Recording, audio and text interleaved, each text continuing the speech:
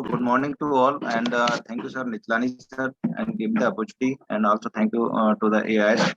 Uh, so the controlling the access is the very important step. So how to control when it is extended, when it is actually doing the phaco surgery.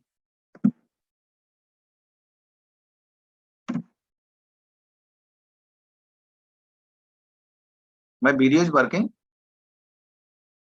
It's not not working. played yet, sir. You have to click play.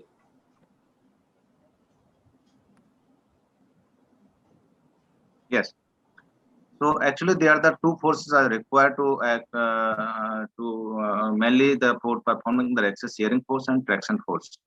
So these are the two important force.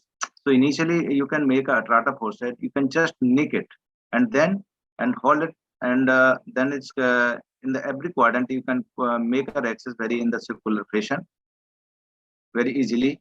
And the Atrata force is a better control with the help, but it is depend upon the surgeon choice. And you can make a access with the help of system also. So in the cases of when I make a circular axis, so the turbulence between the bag is very easy, and the cortical aspiration will become very easy, and oil centration is very good. And so the oil is should be actually covered the perfect axis. Oil should be covered the 360 degree. It is up to 5 mm. So when you use the 60 mm, the staining is very important. And after the washing the staining and put the visco very big, and chamber should be well formed. And then make up with the help of system, make in the actually curve flap and lift it and put the visco behind it. And then after that it's folded over the entry capsule, and then uh, forward movement with the help of the neck of the cystodome.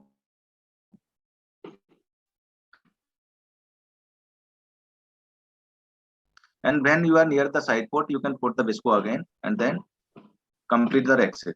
Sometimes the some surgeon actually put the visco in the in the needle syringe, so they can push actually during the when the chamber becomes slightly shallow.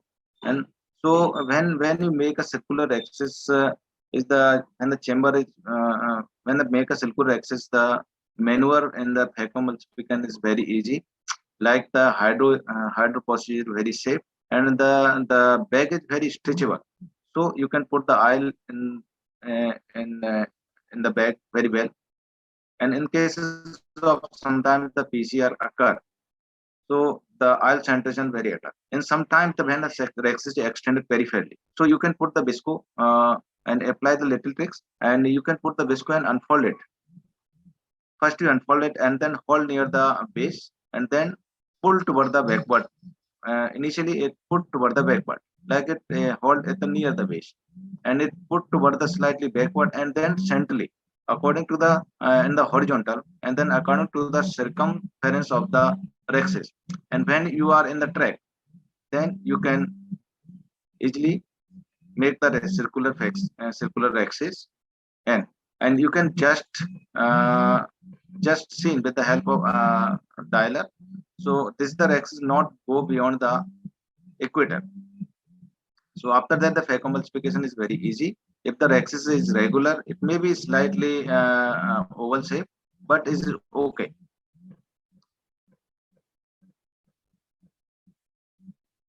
And the oil always should be added slightly and the perpendicular to the tear, so the concentration is very less. Sometimes in the case of the intumescent cataract, sometimes the axis go in the two sides. So that this is the Argentine flag sign. So what to do in this type of cases when the axis is so in this cases of also control the axis during the phacoemulsification. So immediately stop the performing the axis, and AC should be high molecular weight viscoelastic. And make sure nothing pressing the globe like fingers, lid speculum, or squeezing leg. Initially, you can remove the slightly mild amount of the cortex to reduce the pressure under that. So you can control it and with the help of the bonus seizure, and make us cut the semicircular fashion. Then both half of the semicircular you can convert in the slightly circular fashion. So during the phacoemulsification, to how to control it. So just actually aspirate it first, and then keep the this prove slightly supracapsular. So the chances of stretching or chances of the extension slightly very less. So you can control it during the FECO also.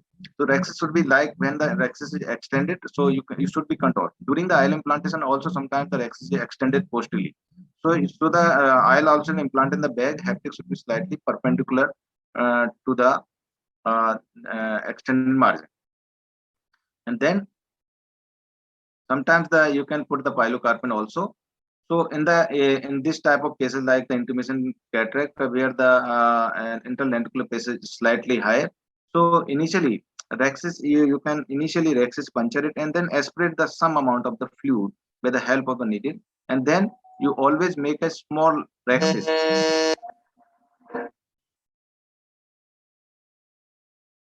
Initially you make a small rexis and then cut it with the help of anesthesia and then convert it into the second stage capsule rexis.